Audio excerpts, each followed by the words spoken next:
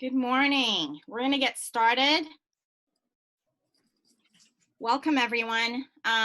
We are so glad that you are here to learn with us about social emotional learning. How many of you have heard of the SEL Roadshow before? If you have heard of it, maybe you could give us a thumbs up. Anyway, the SEL Roadshow was offered last year throughout California, and it was offered to enhance the work, the MTSS work that's been going on throughout the state. And it was a sold out show, I must say. So as a team in San Diego County, we went all the way north because it was sold out in Orange County. So we went north and attended there. And while there, we were able to connect with Mary Hurley from CASEL and Jennifer, just blanked my name, Jennifer's last name, from Partnership for Children and Youth. And so we connected with them and started talking about how do we build capacity in the teams in San Diego. And we were supposed to offer that in April, but then COVID happened.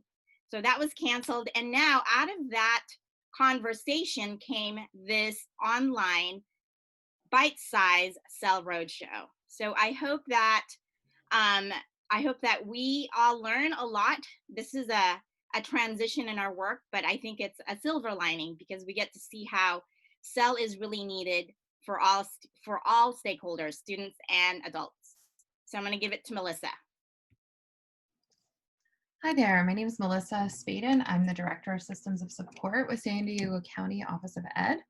And one of the other reasons we're really excited to bring this work to you is because we know of the recent changes in accountability as well, and our current focus through the Learning Continuity and Attendance Plan, the focus on student and adult social emotional well-being and mental health.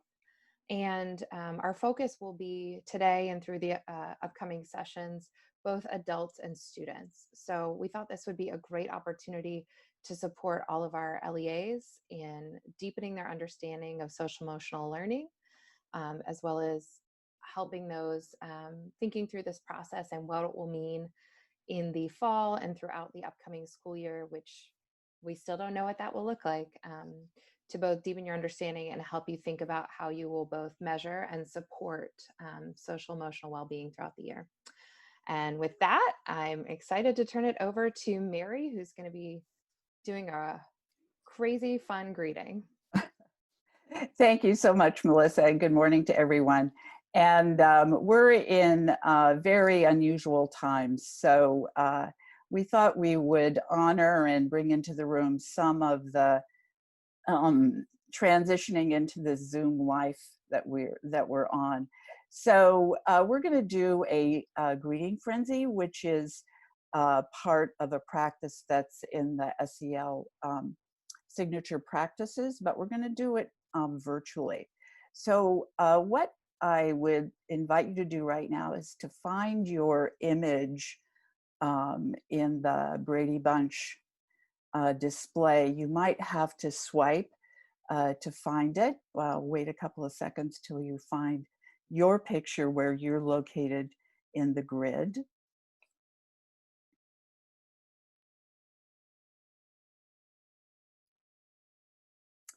Okay.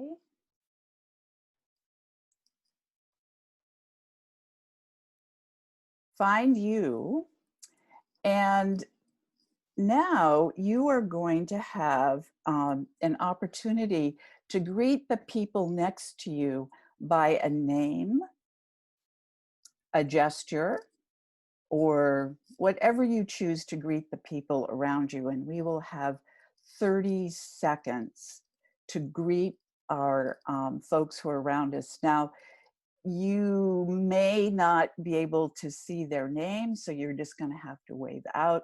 We'll just see what happens. But we have 30 seconds to greet the folks who are adjacent to our image. Okay, let's get started. And shout it out, say it out, let's go. Hey, I'm Miranda, it's really good to see you. Hey, hi Claudia, hi Melissa. Hi, Enrique. Hi, Miranda. Hey, Miranda. Hi, Mary. Park. Good Okay. morning. Bill, wow. Diane. Yeah, awesome. Good I'm morning. Mary. And Good morning, Yesenia, Angelina. okay. Good morning, Angelica. Good morning. Hi, Ross. Okay. Good morning. Okay. Hi, Denise. Good Good morning, morning, Kristen. Ksenia and Julia. Hi, Jenny. Okay. Wow. We are stopped. So think a moment about how this whoops, I'm going to go back. This amazing space that we're in right now is not really built for some of the intentions that we have as educators and counselors and social workers and directors, that the technology doesn't always match our intention. We really are going to do our best today, and just as you are doing your best in your environments to bring your full humanity into the space, we're going to do the same with our technology and see where it takes us. I'm going to hand it over to Jennifer. Good morning, everyone. I'm Jennifer Peck from the Partnership for Children and Youth, and I'm really excited to be co-facilitating this session with my friend Mary Hurley today. So you'll see this slide is titled Logistics and Offering Grace. And so I'll also say this is about requesting grace. We know this is not an ideal way of learning together, but to help it go more smoothly, I want to cover some of the logistics that are going to be important for the day.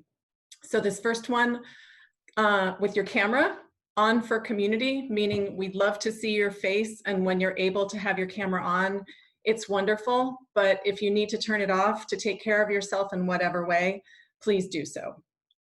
The chat should just be used for tech questions or problems or content questions you need addressed quickly, but we have some other tools for other kinds of note-taking and reflection during the session.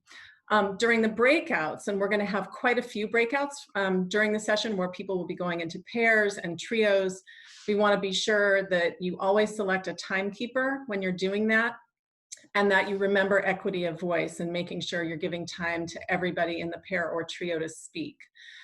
You'll see there's several moments during the session where there will be a Google Doc that is shared in the chat for you to use for taking some notes and reflections, and this will be viewable by everybody in the session, and you will see that in the chat at the right moment. And all the resources that we're going to be talking about and sharing are going to be linked, and everybody will be getting copies of that during and after the session. So that is all I have for logistics, and like I said, if you have questions, throw them in the chat. So as far as agreements for today, I know sometimes these lists can be long, but we just wanted to put a few really important ones forward, which is to bring our best thinking forward today, to assume positive intent, to pause, clarify, and adjust as we go along, and return to being present. So we know that, especially in a Zoom setting, it's easy to let your mind wander or your eye gets distracted by your child or your dog or something else going on in your home. And we know that's going to happen, and that's okay. So just make a commitment to returning to be present as you're able. So one thing we wanted to really be sure to cover briefly is why an SEL Roadshow focused on systemic SEL. And I wanted to give you just a touch of background about how we got here. So from 2016 to 2019, Mary and I had the honor of serving on the state's first SEL state task force, which was brought together to look at how to address the growing interest and demand for SEL supports amongst educators across the state of California that really had begun rapidly growing. And this team set out to really figure out what is the state's role in supporting SEL capacity building. So during that time, this team produced a number of documents and tools, including California's SEL guiding principles, which I hope you have seen. I think it's a really strong framework. If you haven't, it's on the CDE website. But we knew it would take time for the state to really invest in and build the capacity building supports that people would need at the local level. So the Partnership for Children and Youth and CASEL teamed up to create the California SEL Roadshow as a way to more quickly begin to get information and tools and resources out to practitioners who were really craving these things. So the Roadshow really has had three main goals, which are really encapsulated in what we're doing over these three sessions. It was to really build shared understanding about the what and why of SEL and why a systemic approach is so important to the work. And then we're going to be covering a lot of that today. In the second session, we're going to be really focusing on the importance of starting with adults and what that looks like. And then in our third session, we're going to be really focused on planning and really having facilitated planning time. And we have the benefit of being able to utilize some of CASEL's really good tools, including the reopening guide that they very recently released. So we're very fortunate to have those resources. So that's a little bit of background on why we're here and what we're going to be doing over the three sessions. Thank you so much, Jennifer. And just a highlight, which reminded me as you were speaking, that CASEL does Friday CASEL Cares webinars, and this Friday the featured work will be on reopening schools and how to use the roadmap to reopening schools. So if you're interested, you can go to the CASEL website and see that.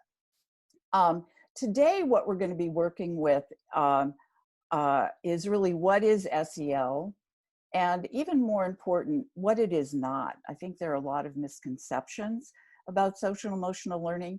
At CASEL, we like to say if you have 1,000 people in the room, there's going to be probably 1,001 different definitions of what SEL is, and because the person walking in the hallway will have an idea as well. And then this whole piece around leading social emotional learning, it seems so overwhelming. So where do we begin? And some of the tools we're going to be using, we'll be using the 3 signature practices throughout. We're also going to be previewing activities that are in the CASEL roadmap to reopening schools. And the important part about this 3 days together is that you're really part of a state and national movement that's focused on bringing social and emotional learning into every school for every student in our country. And we're also building a culture of appreciation with one another. This work is really hard to do, and we really want to be in communities that are appreciating the hard work that folks are engaged with. We're going to be doing this through both experiences. We've had some experiences with the warm welcome. We're going to be learning some new tools and resources. Jennifer has shared some of that. And we're going to have an opportunity to practice mostly around the adult social and emotional learning. So those are our 3 modalities that we're going to be working in today. And we've never, as educators, we've never been in this situation that we're in for opening school year 2021. It's really an extraordinary moment. And it's very laden with a lot of feelings. And CASEL is offering, as we sort of go into this space, a moment to do some reflections on what it feels like to open schools, no matter what your role is at this moment in this current context. So we're going to invite you to read through these 5 reflection prompts, something that is in the roadmap. It feels very hard to try to do this work on our own. We're always trying to manage the urgency. We never have enough time. The complexity this year is extraordinary, and we often feel overwhelmed. So the invitation is to read through these reflections and select one that resonates with you today and think about why it's rising up. And you'll have a moment then to share it with a partner. So we'll take about 5 minutes to read this and think about which one is calling to you today.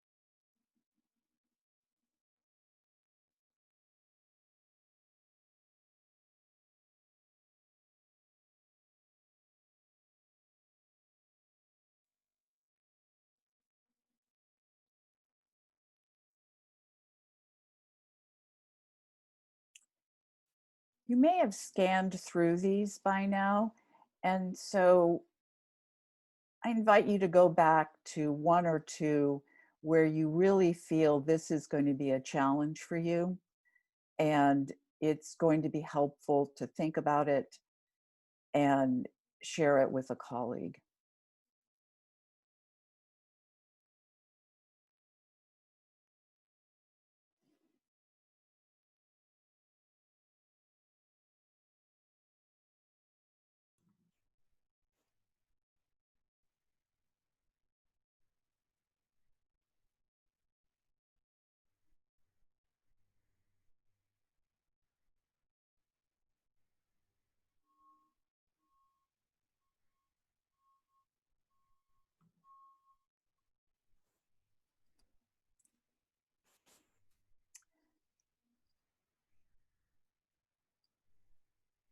And as we get ready to share with a partner, you might make a few notes to yourself about what's coming up for you and what you would like to share.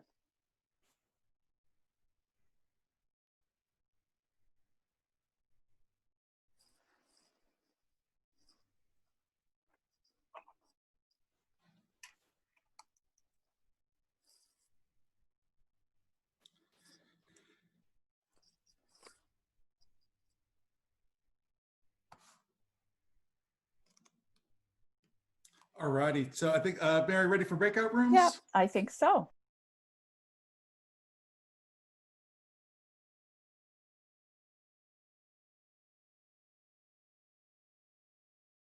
What popped up for you in your discussion with your partner?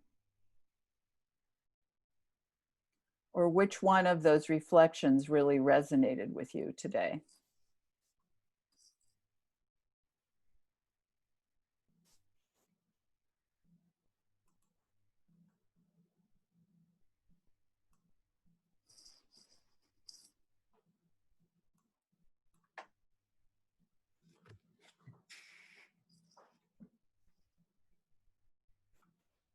And Gail, is anything emerging in terms of any patterns in chat or anything that we can bring into the main room? Yeah, I have someone talking about how time was a thing that resonated with them. Says time was the thing that resonate with us most. We all feel like we are being pulled in too many directions, and schools are likely to feel that as they are the new school year that as they start the new school year, we must keep reminding ourselves of the importance of the relationship. And then someone else said, we selected complexity, and one specific we discussed was the challenge of building relationships with new students through the online modality. Mm. And then one more um, says overwhelmed and wishing there was a set plan for the year. Mm. I think many of us are in that same boat as the things you were piecing. So thank you so much. And some point you can thank your partner for sharing and listening. And throughout all of those 5 reflections, we're using, and we're really going to have to dig deep on our adult social and emotional learning to be order to be fully present as colleagues, as educators, and as members of families. So what is this? Let's get our hands around what we're talking about when we're talking about social and emotional learning. This is a definition that CASEL is working with, and I'm going to read it out loud, even though I know we all can see this, but sometimes it's important to hear it spoken. Social and emotional learning, SEL, is the process through which children and adults acquire and effectively apply the knowledge, attitudes, and skills necessary to understand and manage emotions, set and achieve positive goals, feel and show empathy for others, establish and maintain positive relationships, and make responsible decisions. So thinking back on those 5 reflections, you can really see how all of these knowledge, attitudes, and skills are really necessary as we embark on this new school year, and that it's a process. So this is something that we're going to practice and be getting better at as we move through this space together. This wheel, the CASEL wheel, is pretty ubiquitous, and at some point we sort of glaze over when we look and see these 5 competencies. But I want to call your attention to the blue wheels, the circles that surround the competencies, and to realize that when we think of something like MTSS, you can see how SEL is really nested within classrooms, schools, communities, and that it's not just an SEL curriculum, but it's also all of academic instruction, school-wide practices and policies, family and community partnerships. So it's a very comprehensive and what we call systemic approach, which is sometimes different than how it gets picked up in schools and education. So the big question is, this is all well and good, Mary, we all agree self-awareness is important, but what does it actually look like? And if I go into a school, how will I know that this is in practice? It's a little bit like reading a book, How to Be an Anti-Racist or White Fragility, but how do people know that you're actually engaged in this? So how do people know that social emotional learning is something that is a focus of a school? And we're fortunate that CASEL has been doing this work for over 25 years and working in districts across the country. And when we look at schools that are exemplary in this systemic work, we notice that there are 10 indicators of school-wide SEL. So again, I believe this is in a link that Melissa has pasted in chat. We're going to first start in what does systemic school-wide SEL look like in real life? So as if we were able to go into buildings, and what would we be seeing? And these 10 indicators would be ones that we're looking for. So we're going to spend a few minutes reading through, going into the link, reading through these indicators, and then have an opportunity in trios to remind ourselves and recall schools where some of these indicators were present, and how did we know? So what is the evidence that we see when we walk into a school that these indicators are, adults are focused on this, and children are engaged with this? So first we're going to take some time to read on our own, and then we will go in, Robert will work his magic and place us in trios where we will have time to discuss this with one another. So we're starting out, where is this work happening already? Okay, so let's take a few minutes to read through these together. And remember, as you read through this, try to think of one or two very concrete examples of where these indicators have been present and how you recognize them and can share them and explain them to someone else who maybe hadn't been in that school. So where this is already happening in your schools and districts.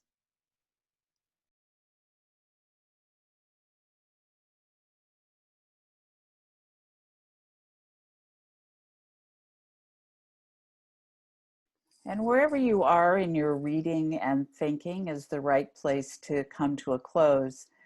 Robert's going to put us in trios, and you have one very important task besides sharing your thinking and listening to your colleagues.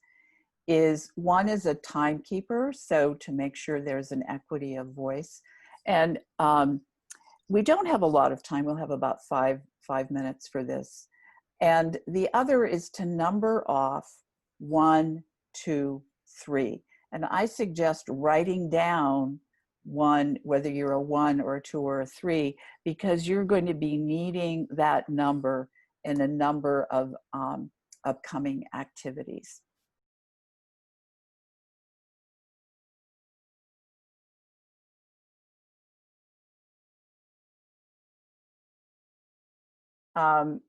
I hope that your conversation was a rich one and that you were able to learn about different contexts that you're in.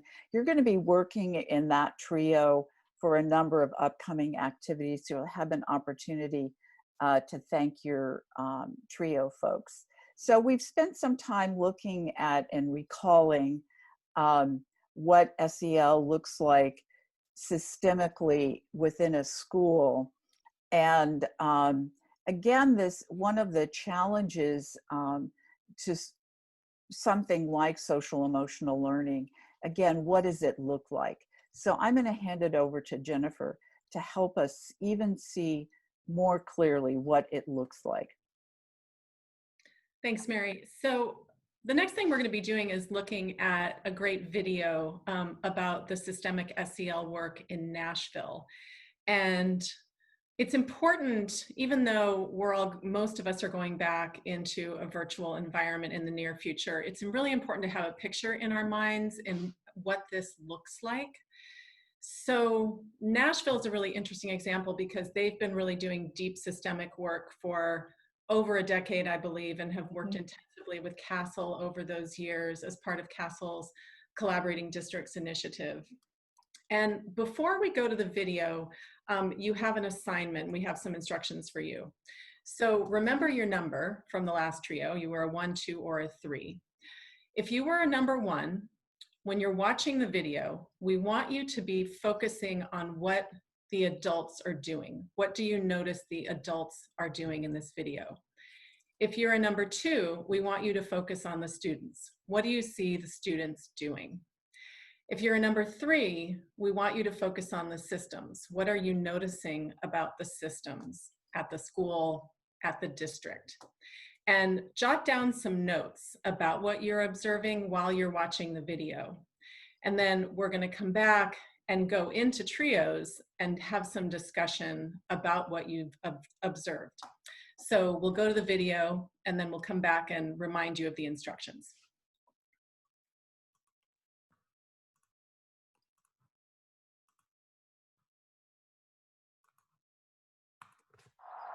Here now we have 168 schools.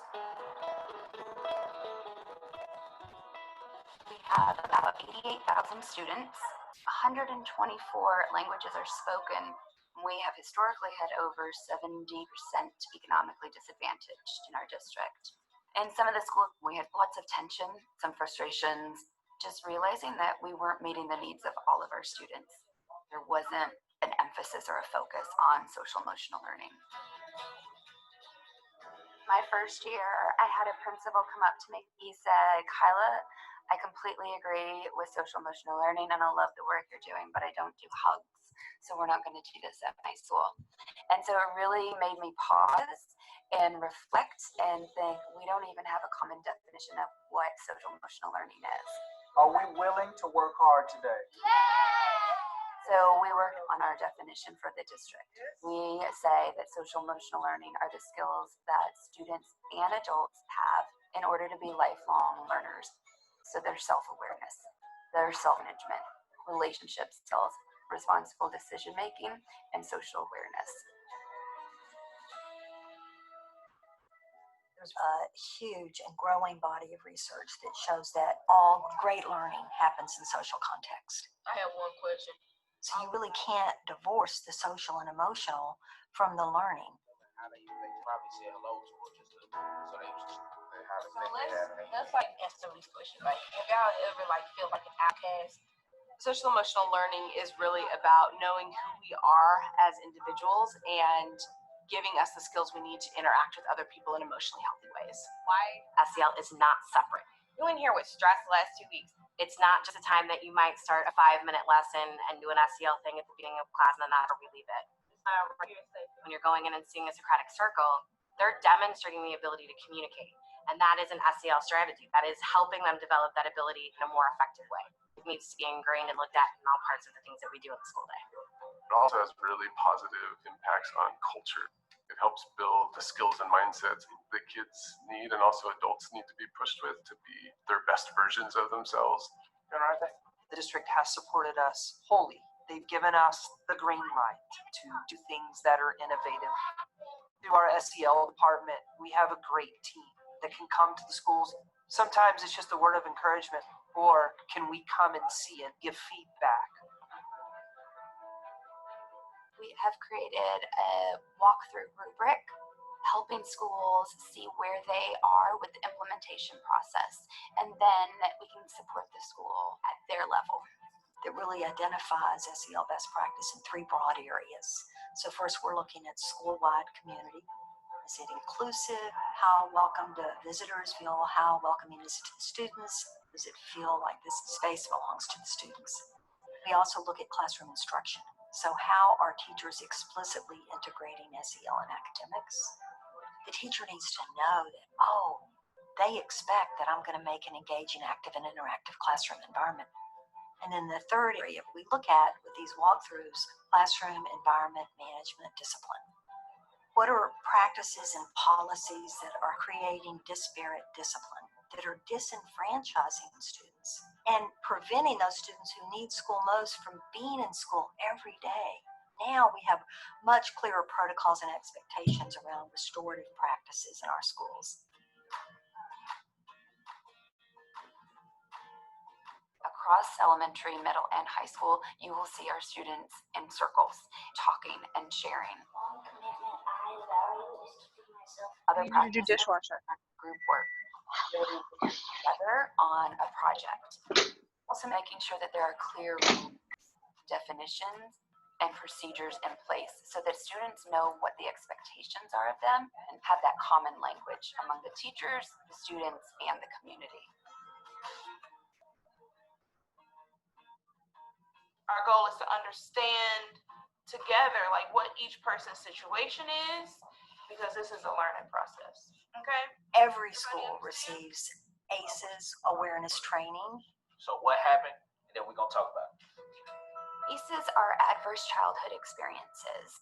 There's a lot of research out, and there's a whole list of things that are considered to be events in kids' lives that can cause trauma. And so in order to reverse that trauma, you have to do some very intentional things. You guys have changed and grown up so much this year. So every school is really looking at how can we create these safe environments where kids want to come to school, where they can feel engaged, where teachers are supporting children who come from a background of trauma or chronic stress. We saw that we really need to start with the adults. If we don't have the knowledge, it's hard to model something for our students. Start with understanding that it isn't a program. It isn't a single strategy. It's a paradigm shift. It is understand the why behind it and be able to communicate that with the adults in the building. Thank you so much, Allie. It's our responsibility to think through, okay, how am I going to make sure that I have good, strong relationships with everyone that I work with, and then model how to do that with my peers and with my colleagues. Whenever we pull adults together, most of the time we're sitting in a circle. So much potential. We're checking in with each other. We're doing a mindful practice. In through your nose and out through your mouth. So we're using those very strategies that we're asking teachers to go back to the classroom and use. I think a real positive about our district is that there's this top-down vision of how we want our schools to be. But there's also this grassroots kind of rising from the bottom where teachers are really being very proactive in advocating for students' SEL. We have more and more principals and school leaders and teachers wanting to be trained in it and wanting more. It was fantastic. Fantastic. And to see we're in transition right now. We have people in our state that don't believe that social emotional learning should be a part of our curriculum. And Metro School's still standing up going, this is what we need to do. Class now, okay? Yep. It values our work and it gives us the autonomy to say, you can do it. That takes courage and that takes the support of the district, and they've given that. You had a perfect day? That's awesome.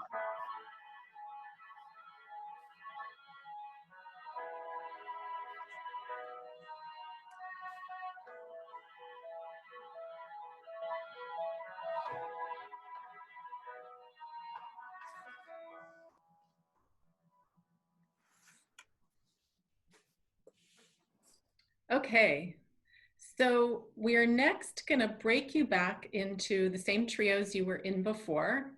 Hopefully you took some notes for your assignments, numbers 1, 2, and 3.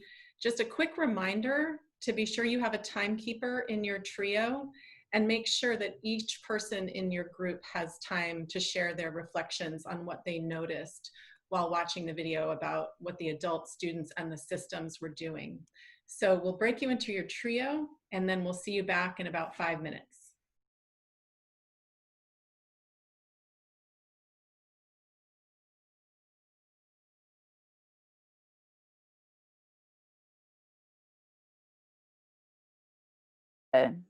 Welcome back, everybody. I hope you had some good discussions about what you saw in the video about Nashville. And I know for me, I always love watching this, but right now it's good to be reminded of how wonderful it is to be together with kids, and hoping we will be back there sooner than later.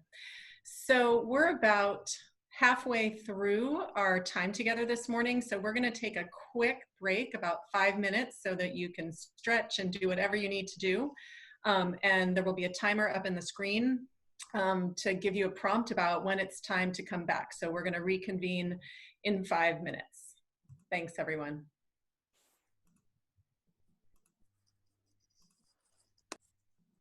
Okay. Mhm.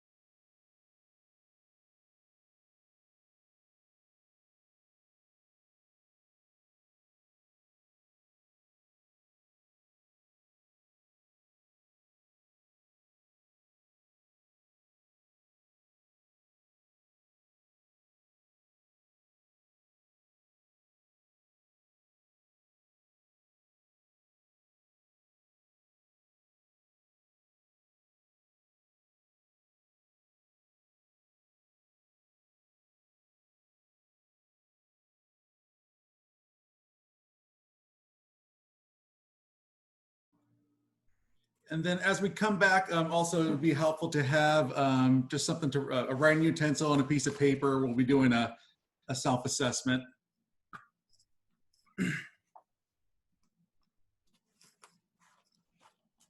Thank you, Robert. Are we all back?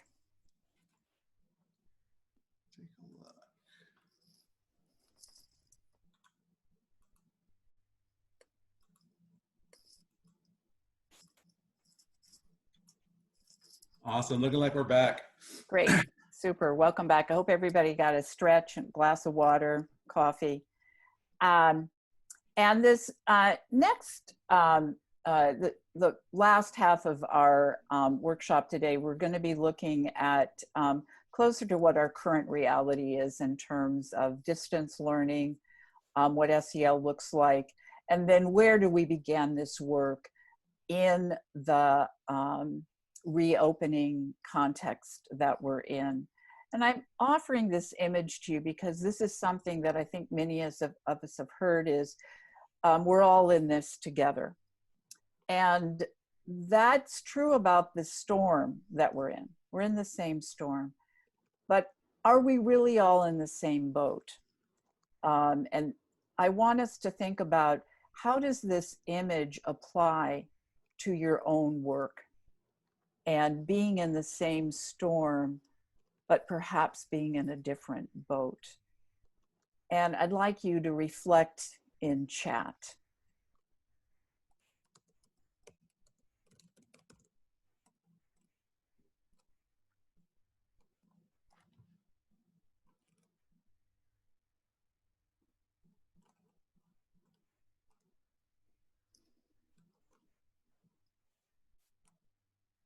What's coming up for folks when they think about we're all in this together?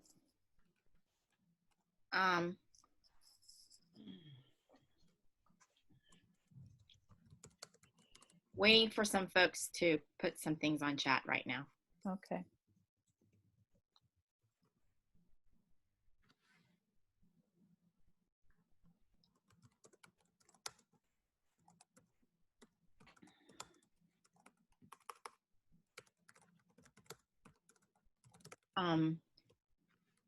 Someone said the storm is the same, but the boats are different. This encapsulates the issues of equity that have become more salient in the pandemic. Another said, love this image. It's so true. We are in the same storm, but no one, oops. Hold on.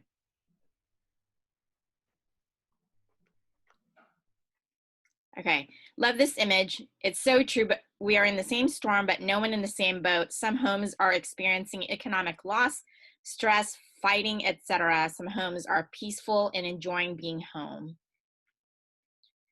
Says, Val says, definitely in the same storm, but very different boats. We must acknowledge that we are all coming at this in different ways and respect differing perspectives. And just to know, it may be helpful if you are taking a look at the chat yourself, you can expand that lengthwise. It helps out with just reading everyone's responses as well. And Gail, while you're scanning that, one of the things when I was looking at this this morning, I realized this piece around communication. How are these boats communicating with each other? Because so much of the challenges that we have in working in counties and districts and schools is around communication. So what's going on here between, does the aircraft carrier even see the kayak, you know, and how does the kayak let the speedboat know that they're even around? And I think of so many issues that arise with our challenges around communication.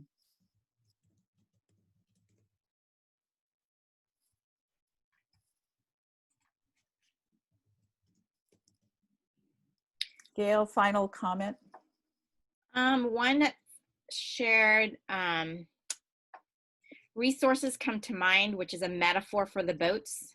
Each district offers various support resources, technology, mentoring, PD, etc. Right. Thank you so much.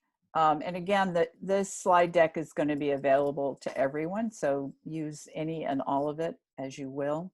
So as we move into this distance learning format, this is it's framed as a teacher self-assessment and distance learning, but the invitation for us today is looking at the indicators of social emotional learning as a teacher reflects on this. How might you use the same kind of reflection for your role in your work? And we'll take a few minutes to read this in chat, and then we'll know what are the implications for our work and share them out. This is transparency here. It's really, I so much want to hear your voices in the room. I just don't know how to make that happen with such a large group. So we are relying on chat to have voices, even though that may not be the format that we're all really comfortable with right now. But how might this tool around being able to see SEL and distance learning, how can we apply it to our own work now? What comes up?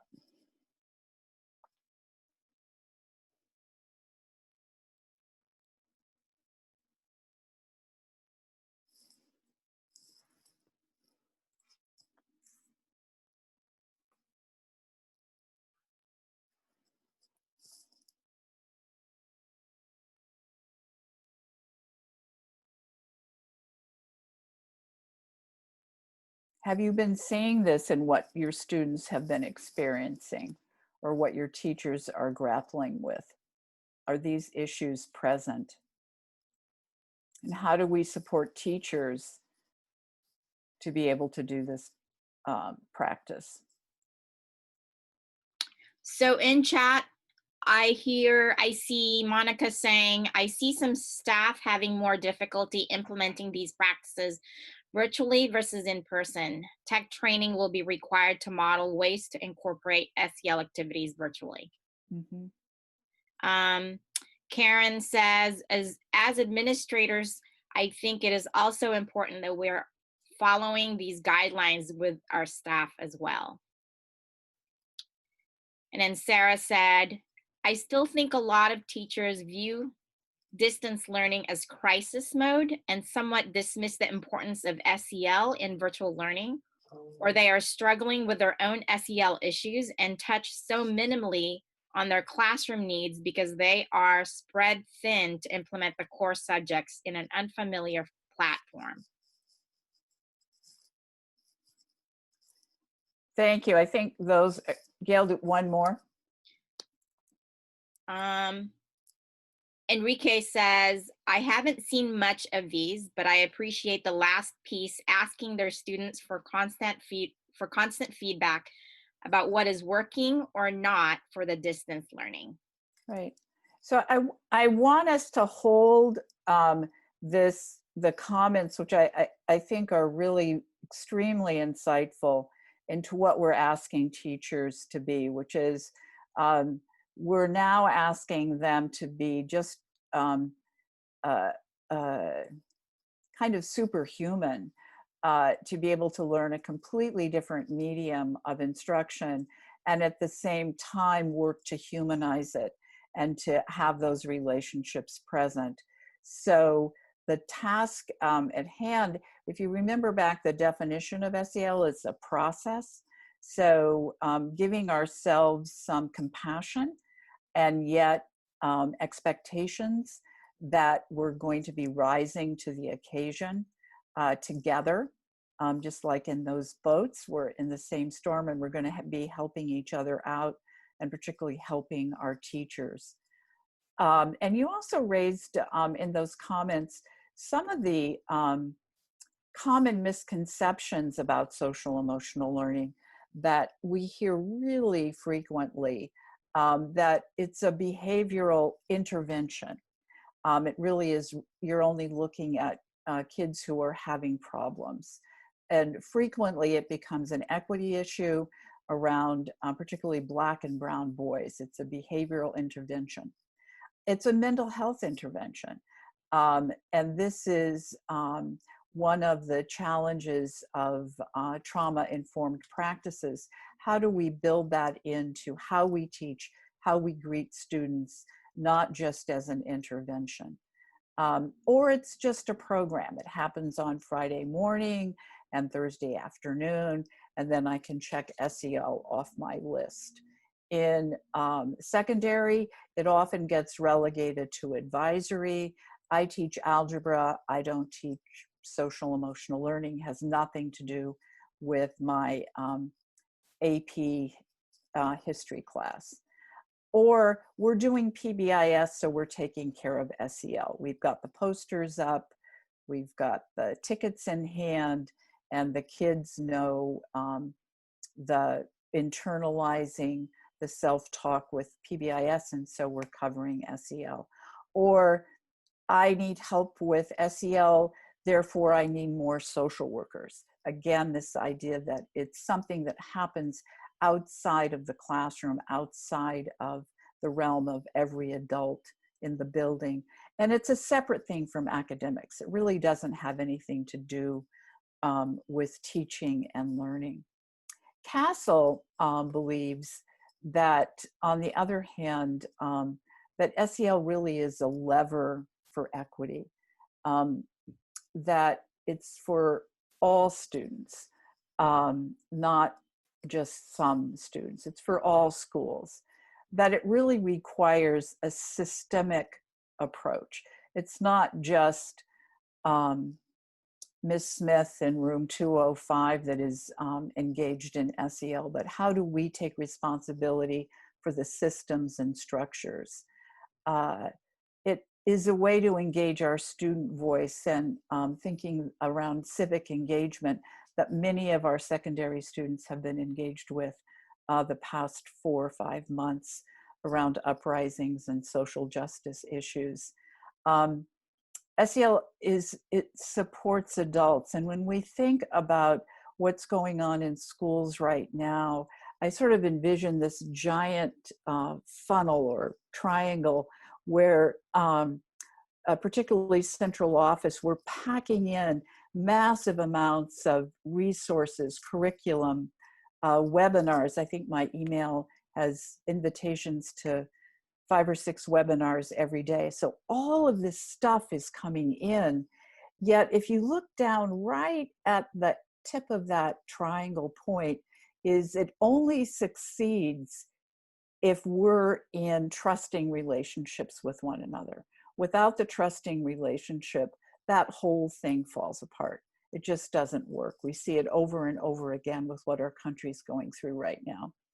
And then with distance learning, we've now seen that our families are really our learning partners. So how does social emotional learning and attending to those relationships really impact learning in a completely different way when our students are not in our classrooms, but are in our homes? So this is misconceptions and beliefs, and how it's a process. The misconceptions are places where you come into this thinking about SEL and you grow into these beliefs about what we can see is possible. The competencies that comprise the CASEL framework are around self-awareness, self-management, social awareness, relationship skills, and responsible decision makings. And this resource, this particular way of looking at these skills is part of the roadmap, which I've just, you can see at the top, and is the new resource for implementing SEL in distance learning. And you can see the skills underneath look a little bit different what we typically see around SEL skills, because they're taking into account the context that we're in the moment. We're going to have an opportunity to work with these skills, because the question always comes up of where do you begin? And we always begin with self. And this is adjusted for 2020. This is a short self-assessment of where we are today. I'm trying to remember what day of the week it is. This is always a question. If it's TGIF and I don't know it the day of the week, is it really Friday? So, but this morning, I know that self-management is a really strong suit for me this morning. I knew I was going to be with all of you today. And so I really was very intentional about that.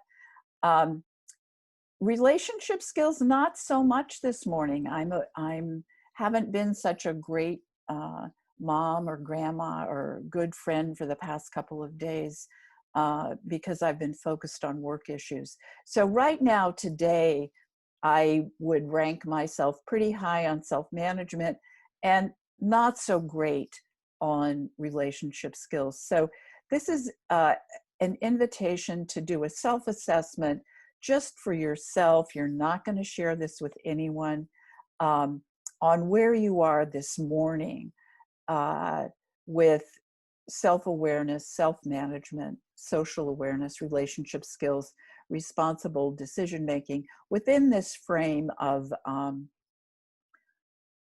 2020, which is a very different kind of year. And you can thank Robert because he's giving you more time than I would have to do this. So we're going to take about 5 minutes, 7 minutes to complete this. And you're going to have a piece of paper. I have my piece of paper right next to me. This isn't in chat or downloadable. So I'm going to look and I'm going to make 5 boxes, one for self-awareness, self-management, social awareness, relationship skills, and responsible decision-making. And I'm going to go down and just rank myself with rarely, sometimes, and I think it's often for each of these. And we'll take about, Robert, can I negotiate 6 minutes? And we'll do it that way. Thank Definitely. And then I'll just we'll do it every couple of minutes. We'll just do a check-in. Just don't want to feel rushed, even though we're ending nearing our end time. Yeah. So it's just a quick check.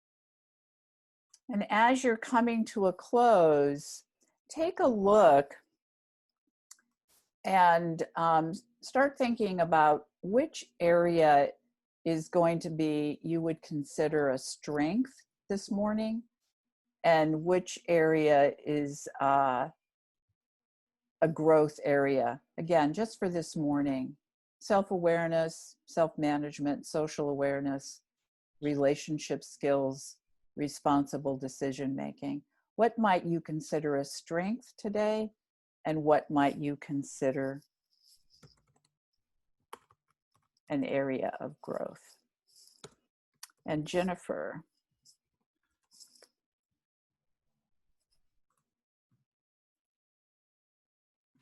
Jennifer, you're on mute. I was just figuring that out. Thanks, Okay. Mary.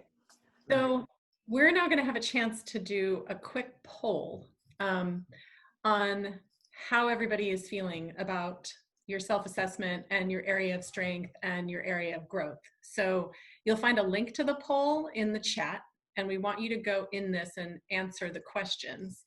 And after folks have a chance to do that, we're going to come back and take a quick look at how the poll shaped up and where it's trending. And we're doing this partly as sort of a fun exercise to take a poll, kind of take a pulse on where folks are today, but also get us thinking about what this is telling us about where we are right now and the importance of doing this checking in around our own SEL skills and competencies and the implications that that has for our work and how we're showing up. So go ahead and go into the poll.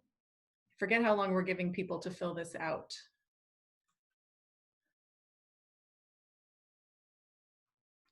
They have to fill each one out separately. So we'll look at this one and then we'll open the next one if that works.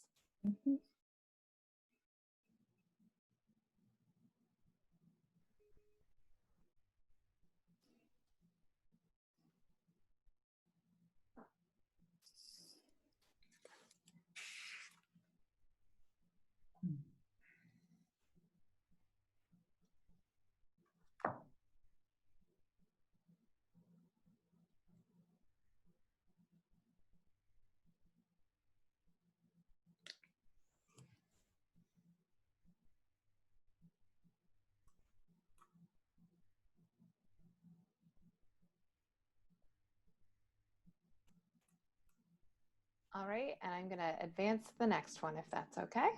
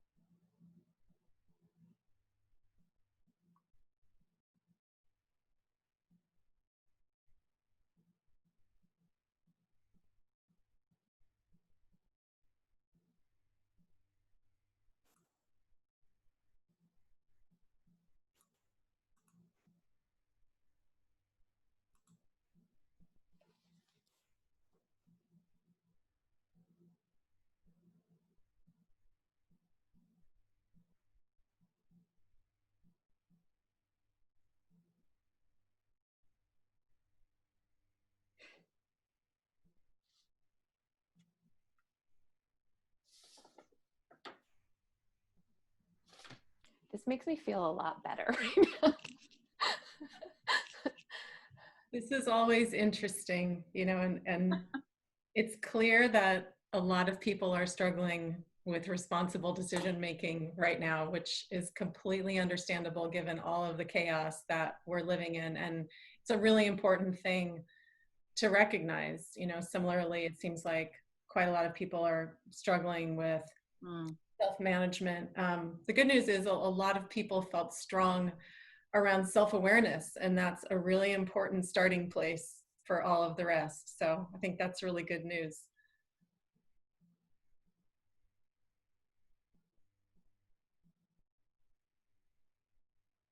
Wow.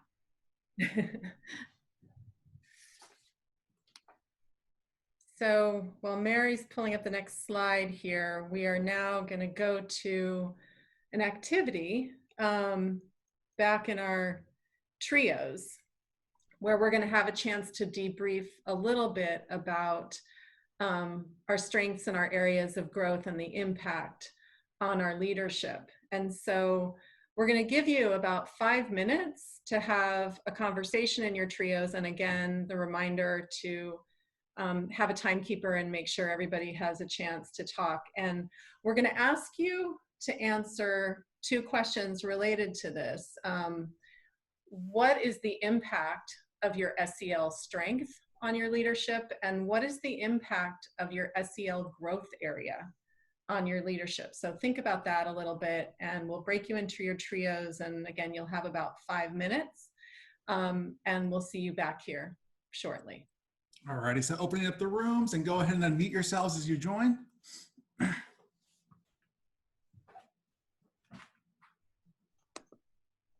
And rooms are open. So thanks everyone for doing that activity.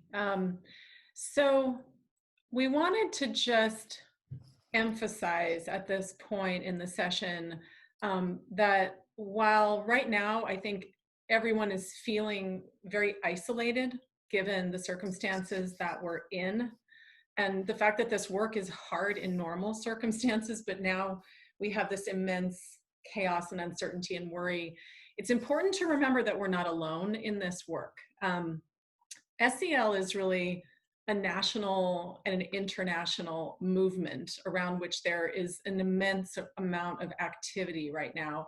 And the same is true here in the state of California.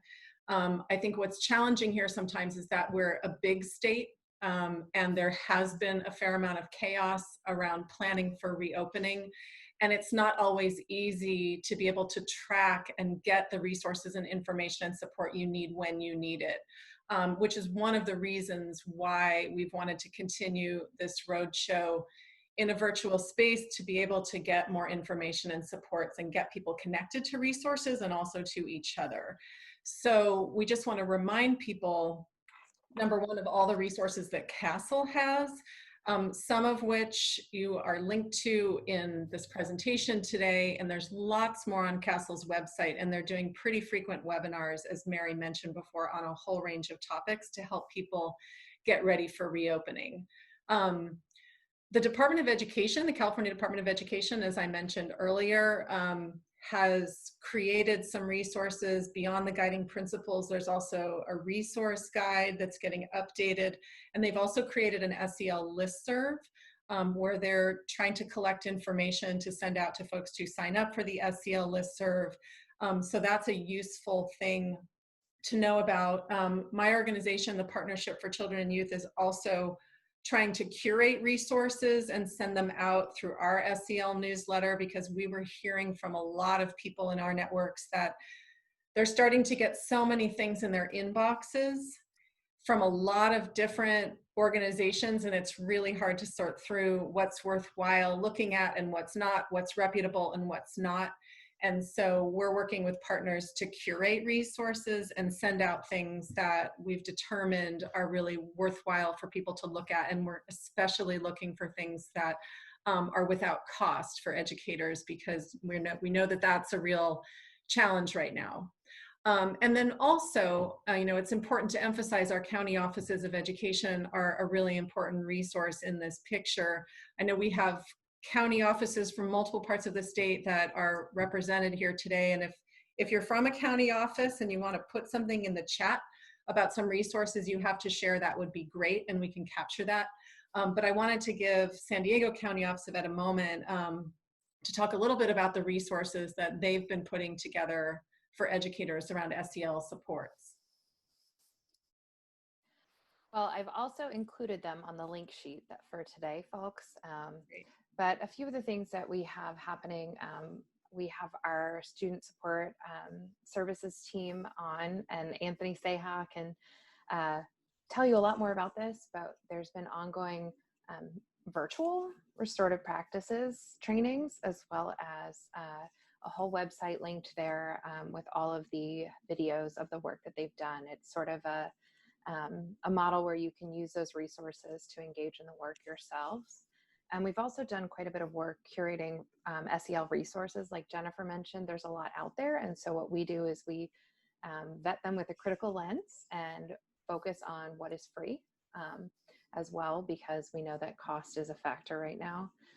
We also have some resources that we'll be engaging with through our Learning Continuity and Attendance Plan series, because there is such a focus on social emotional well-being, mental health, and the tiered re-engagement.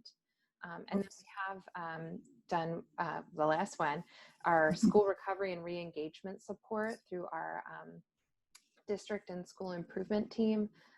And we use the CASEL roadmap as our guide for arranging all of the supports and considerations for re-engagement. And those are on the links page at the bottom.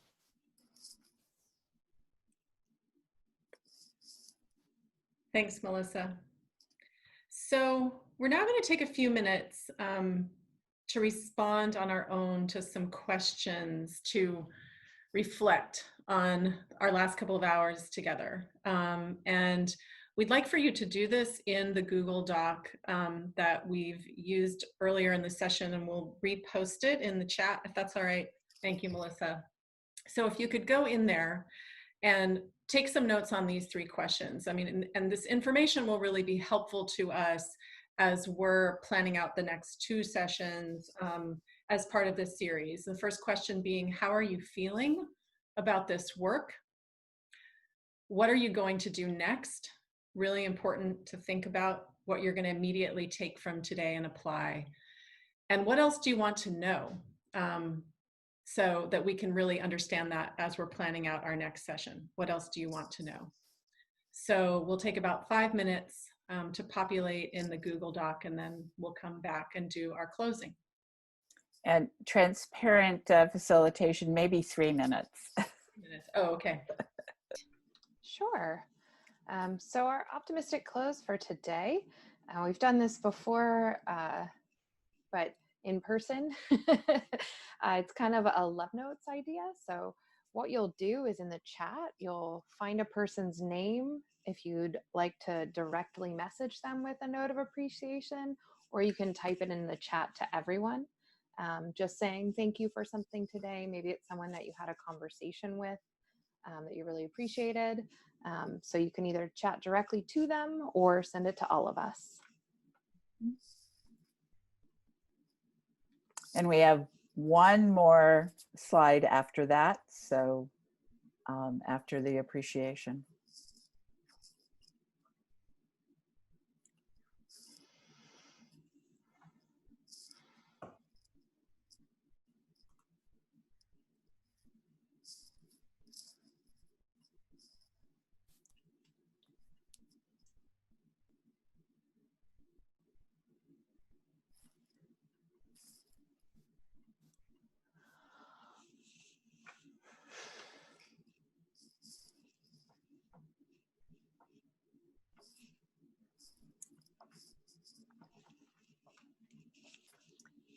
And as we are populating our appreciations, we want to remind you that we will workshop 2 on adult social emotional learning will be August 18th. I believe same time, same place. An invite will go out. And then we're going to finish up the series on August 21st with a deep dive into the CASEL tools that are both in the school guide and in the roadmap, and have some familiarity with what those are to help you for planning. We have a feedback that is in chat. If you would like to give us some more information that you weren't able to share in the 3 questions, again, we really appreciate your comments. This one would be an anonymous feedback form that's linked in chat. And we definitely read all and will revise and adjust according to your needs. This is really your learning space that we create and facilitate for you. So on behalf of the whole team, I want to thank you so much for your attention and engagement today. You did a lot of work, and we really look forward to seeing you again on August 18th. Thank you. Thanks, everyone. Have a great day.